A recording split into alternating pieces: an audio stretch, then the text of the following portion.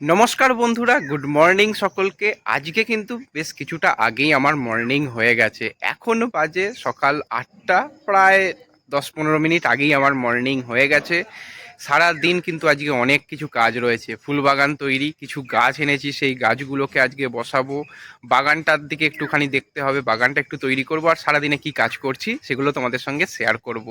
তাই ভিডিওটা শুরু থেকে শেষ পর্যন্ত দেখো, আর ভিডিও ভালো লাগলে লাইক শেয়ার করে দিও। চ্যানেলে যারা প্রথমবারের জন্য এসেছো চ্যানেলটাকে সাবস্ক্রাইব করে নিও। দেখো, কালকে কিন্তু তারকেশ্বর গিয়েছিলাম, তিনটে ছোট্ট ছোট্ট গাছ নিয়ে এসেছি। চন্দ্রমল্লিকা, তিনটেই চন্দ্রমল্লিকা। তিনটে তিন রকম কালার হবে বললো, জানি না কি হবে। গাছগুলো এখন বেশ ছোট ছোট রয়েছে, একটা দিন অন্তত বাড়িতে থাকুক। তারপরে এই যে টব টব মোটামুটি রেডি করতে হবে, টবগুলো তলাগুলো ফুটো করতে হবে, করে টবগুলো রেডি করে সেখানে এগুলো বসাবো। আরও কিছু গাছ আজকে নিয়ে আসার ইচ্ছা রয়েছে, কালকে সব কিছু গাছ পেলাম না, ওখানে ছিল, পছন্দ হয়নি। আর এখানে দেখতে পাচ্ছ ধনেপাতা গাছগুলো কিন্তু আস্তে আস্তে পাতা ছাড়তে শুরু করে দিয়েছে। এখানে ধনেপাতা গাছ বড় হয়ে গেছে, নিচেও অনেক পাতা গাছ আছে, ধনেপাতা গাছ আছে। আরও অনেকগুলো গাছ এখনও বসাতে হবে। এতগুলো টব, 12টা টব, তিনটে গাছ এসেছে, এখনও 9টা গাছ আনতে হবে। আরও একটা জিনিস দেখো, সকাল সকাল আমি ঘুম থেকে ওঠার আগেই কিন্তু মা এই জায়গাগুলোও বেশ পরিষ্কার করে ফেলেছে। দেখতে পাচ্ছ দুটো পেয়ারা গাছ আছে, এখানে দুটো লেবু গাছ আছে, ওখানে একটা আম গাছ আছে, এখানে একটুখানি কিছু ফুল গাছ আছে, আর এখানে কিন্তু লঙ্কা গাছ আছে। বেশ ভালো লঙ্কা হয়েছে এবং লঙ্কাগুলো প্রচণ্ড ঝাল। এইগুলো মা পরিষ্কার করে ফেলেছে, বলছে এখানে আরও কিছু গাছ লাগাতে হবে। এই গাছ লাগানোটা কিন্তু আমার মায়ের নেশা। তো গাছ দেখা যাক আরও কত লাগাতে পারি। এখানে একটা কিন্তু জামরুল গাছও বসিয়েছে। আর কলা গাছ আমাদের এখানে প্রচণ্ড আছে, এখানে প্রত্যেকটা দেখো কলা গাছে ভর্তি। এবং বাঁশ গাছ আছে, এটা আম গাছ, এই আম গাছে আম খুব সুন্দর আম হয়। আগের সিজনটা একটু কম হয়েছিল, কিন্তু আশা করা যাচ্ছে এই সিজনটা খুব ভালো আম হবে। আরও কিছু আম গাছও নিচের দিকে আছে। এবার কিন্তু আমাদের কাজ হচ্ছে এই যে মাটির ঢিলগুলো, এগুলোকে যতটা পারতে হবে একদম ঝুরঝুরে করে নিতে হবে। তার জন্য আমি একটা কাঠারি নিয়ে চলে এসেছি। এই কাঠারি দিয়ে কিন্তু মাটিগুলোকে ঝুরঝুরে করে নিই। দেখা যাক কতটা কি ঝুরঝুরে করতে পারি, তারপর তোমাদের সঙ্গে শেয়ার করছি। যতটা পারতে হবে একদম মাটির গুঁড়ো করে নিতে হবে।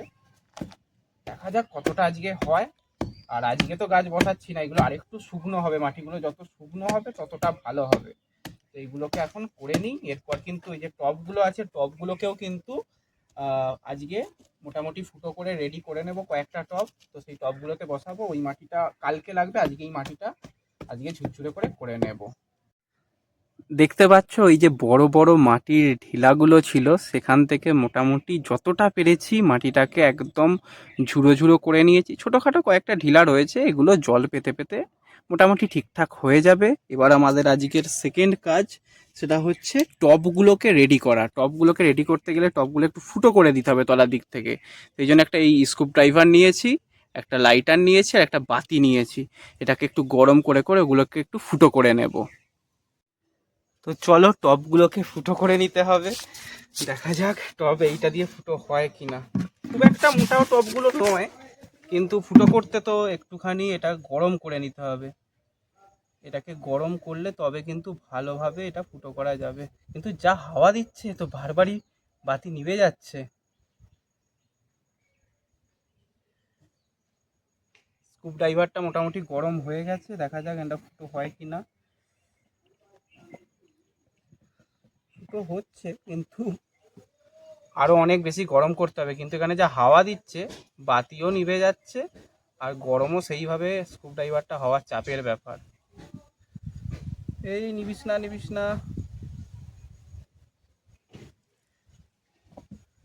টব একটু ফুটো না করে নিলে না, এখান দিয়ে জলটা ঠিকঠাক বাইরে বেরোবে না। জল না বেরোলে আবার গাছের ক্ষতি হবে।